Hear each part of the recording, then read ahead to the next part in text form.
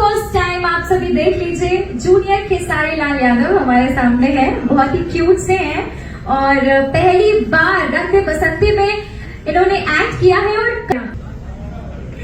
तो ये रही हमारी पूरी टीम इस फिल्म की, the new star cast SRK music की तरफ से जो आने वाली है ये फिल्म रंग दे बसंती।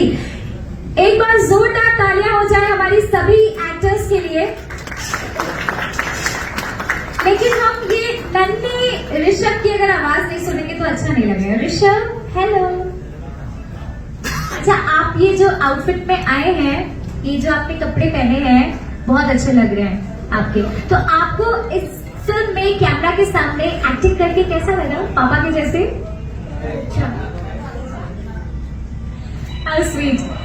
तो चलिए, अब ये जो हमारी पूरी स्टार कास्ट है, ये फिल्म रिलीज होने वाली है बहुत जल्दी एंड हम सबकी तरफ से बहुत सारी विशेस। लेकिन अभी एक